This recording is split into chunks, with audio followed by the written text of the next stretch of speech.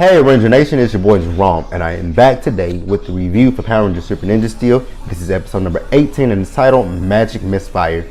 So we are literally just 2 episodes away from the series finale of Power Rangers Super Ninja Steel, which I'm really excited about because it'll take us into getting ready for Beast Morphers. And I did take off last week. I did record the Halloween episode. I did a review for it, but I didn't post it because it wasn't really long. It was like 5 minutes long, and I'm like, I'm not about to post that because it wasn't really much of last week's Halloween episode.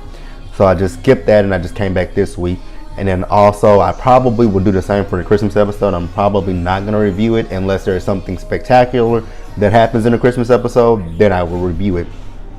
So before I even talk about the video, like I said, we're 2 episodes away from the series finale of Power Rangers Super Ninja Steel. So that means we are gearing up for Power Rangers Beast Morphers in the spring of 2019. And I've heard some rumblings about Power Rangers Beast Morphers that there's a possibility that there could be a super season to Beast Morphers, which I'm hoping that there's not a super season to Beast Morphers.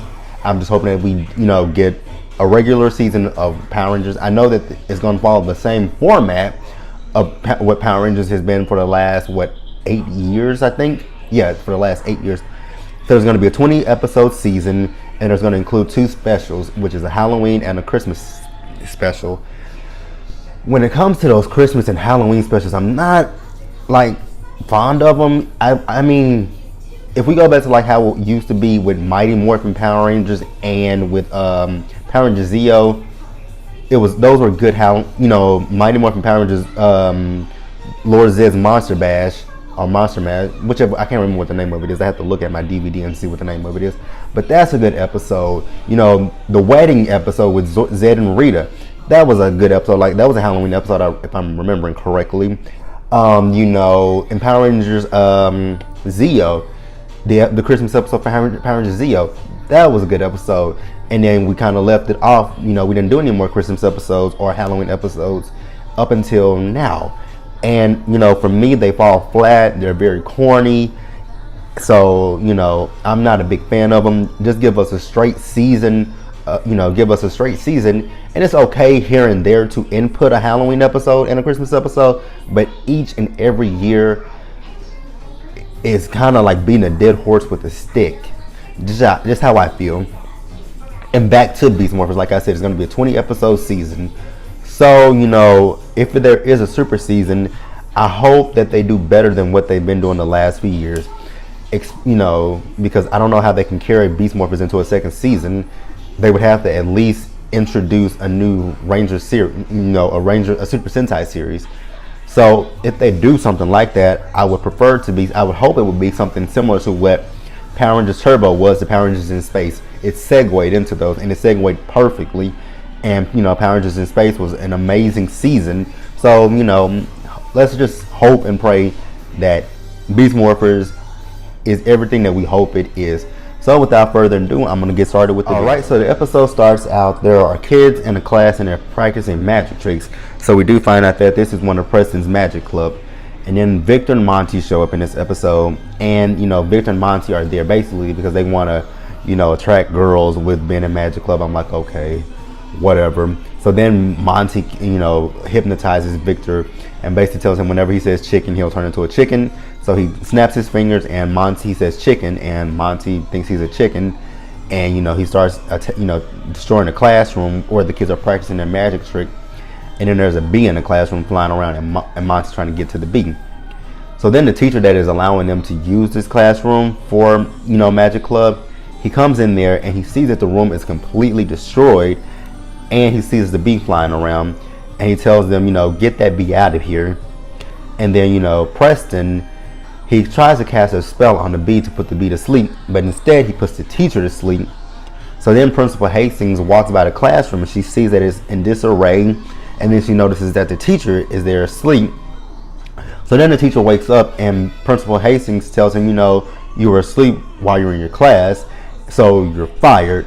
And Preston, he's looking like, oh my God, what did I do? I got this man fired because of a magic trick that I cast and it backfired. So I felt bad for Preston, because he didn't mean to do what he did. It was just, it's a small bee. So how can you put a bee to sleep though? That's interesting. You can't put a bee to sleep without killing it. Hate to say that. Alright, so on the Warrior Dome, Tynamon, he goes into Madame Odious' lair. And while he's in Madame Odious' lair, he is basically barking orders at Madame Odious. And Madame Odious takes her mallet, and I'm guessing Badana must have told her a secret that Badana found out about Tynamon. So she opens the mask of Tynamon to reveal that there is a smaller version of Tynamon that is piloting what we find out is a robot. So then she takes Tynamon out, and in order for Tynamon to get what he wants from Madame Odious, he has to do what Madame Odious wants him to do. So, he has to go to Earth, and he has to capture Mick. She says if you capture Mick, then she will gigantify him. And she gives him this, I guess it's a mind control thing, a mind control gun, in order to get Mick to come to the Warrior Dome, because, Mick is not just going to come to the Warrior Dome with Tynamon. So they have to do some kind of trick to get Mick on the Warrior Dome. Alright, so back on Earth, the Rangers are outside of the base training. And they have five element stars together, and they combine the element stars to create a barricade. And then, once they let the barricade down, Preston comes out, and Preston is still, visibly upset about the principal firing the teacher. And, the Rangers say, well, let's do get a petition started to keep him here. So we see the Rangers around the school getting, all the students to sign a petition to keep the teacher. So then they have over 100-something signatures, and Preston goes up to Principal Hastings to tell Principal Hastings, hey, we did a petition, all the kids in the school signed a petition. Is there any way that you can give the teacher his job back?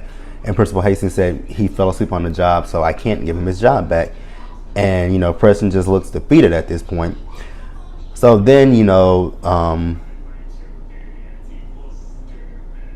Preston says that he will not give up on getting him his job back. So then Redbot calls the Rangers, and he says that there's buzzcam activity in the city.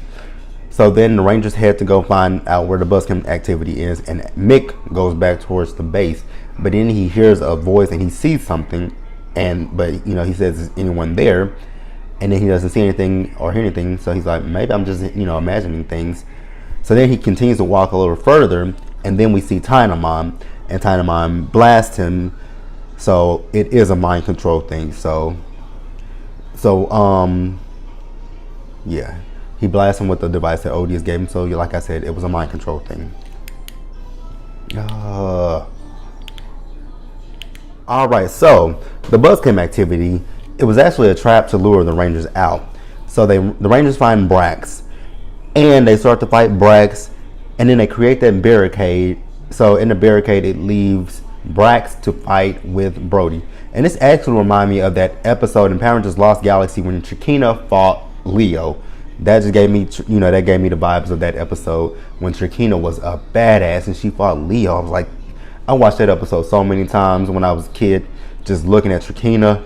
I love Trakina. That is my favorite villain of all time. I don't care what anybody says. Trakina, hands down, is always going to be number one in my book. No way can anybody tell me that there's anybody else that beats Trakina. I will say Tenaya 7 is a close match for Trakina, but even still, Trakina was the best villain to me. If another villain from another series is afraid of Trakina, she's bad. Like I said, Power Rangers Lightspeed Rescue, the demons were afraid of Trakina. That's why they quote poison Trakina. To this day, I say in Trakina's Revenge that final monster was not Trakina, because I love Trakina. And I just said that wasn't Trakina. So Trakina, in my personal opinion, is still out there alive, and the Galaxy Rangers have not defeated Trakina. That's all I got to say on that one. So like I said, in the barricade, Brody is fighting Brax, but Brax ends up getting the best of Brody, and he damages Brody's power star. So then they go back to the base, and Redbot is in the base. He's saying Mick is not there, but he does look at this power star, and he says it's just like what happened when the Rangers fought the Foxatron. And they were like, well, that's going to take a while for us to get this, this star back in working condition. And again, Mick is not there, so they're not going to have the best time with this one. And then Calvin comes up with a good idea for Preston, because he's still down about the teacher getting fired. And Calvin says, maybe he wishes that Principal Hastings could be in the teacher's shoes, and that gives Preston a good idea. So what happens is, as the secretary was getting ready to leave for the day, Principal Hastings was stayed behind, and she said she would lock up and leave. So Preston puts Principal Hastings to sleep, and he scatters some. She was copying some stuff on the printer, and the papers are scattering everywhere. And then they take her keys, and you got the teacher out there. He's packing his stuff up and he's leaving. So Haley goes up to him and talks to him and distracts him. So they put the keys down, and then Haley pretends like she notices the keys there, and he was like, "Oh, these are Hastings' keys." And he was like, "Can you take them to her?" She's like, "Oh, look at the time. I gotta go." So then the teacher goes back into the school, and there's Principal Hastings asleep. And he wakes her up, and she was like, "I was asleep." She's like, "I made a big mistake. This can happen to anyone." And then she does tell him that Preston, went around to the school getting, people to sign the petition, and she gives him his job back. So then we have the Rangers that go back to the base where Redbot is, and Brody is still trying to fix the Power Star. He's not able to fix the Power Star, and Mick is still not there.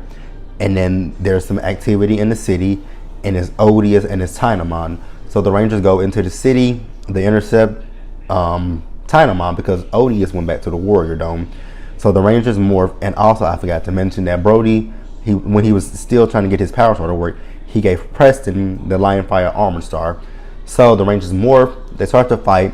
And then Preston morphs into the Lionfire Armor Blue Ranger, and Levi uses his super, what is it called again? Superstar mode. So they blast Tynamon, and there's no scratch to him. So then after they blast him, they keep fighting with him, and then Preston and Levi grab him, and Sarah takes her weapon, and she blasts the arrow blast. She blasts him with it, and she hits him in the mask, and that's when we reveal that is a robot, and there's a small version of Tynamon in that monster, in that robot's body. So then, little Tynamon comes out, and Madame Odious on the Warrior Dome, she agrees to gigantify Tynamon. So she gigantifies him. The Rangers call on the Megazord. Tynamon gets the best of them in the Zord, so they call on the Lionfire Armor Zord, the Lionfire Zord, and then they combine it to make the Ultra Zord. And they use the final attack from the Ultra Zord to defeat Tynamon. Okay, so after everything is said and done that they defeated him, Tynamon that is, the Rangers are back at school, and the Magic Club kids are together, and now they need somewhere where they can practice. And Preston's like, "Well, why don't we just practice here?" Victor and Monty do not want to do that because I guess it will make them look, not cool or whatever. Who cares about Victor and Monty, to be quite honest with you? So the teacher comes, and he's talking to Preston. He tells Preston that Principal Hastings told him what he did about the petition, and he tells Preston, you guys can practice in my class anytime. If I fall asleep, wake me up, and just make sure that the classroom stays clean. So then the Rangers are over on the other side. They're eating their lunch, and Calvin says, "This is not my sandwich." He asks Brody what he get. He says chicken, and then Victor thinks he's a chicken once again. Moving on from that, Redbot, he calls the Rangers to come to the base. So once they get to the base, there is a message from Mick, and he's telling them that his parents are sick, so he's going back to the Lion Galaxy to be with his family, to take care of them. So then we go back to the Warrior Dome. Now on the Warrior Dome, Odious is working on her ultimate plan, since her device did in fact work. And Madonna was like, "But it's so you can't make it any bigger." So then she brings in Mick, and Mick says that he can make it bigger. So this is leading us into the final battle. This is getting ready to lead us into the final battle with Madame Odious and the series finale of Power Rangers Super Ninja Steel. So like the video, leave your comments, subscribe to the channel, and I will see you guys later.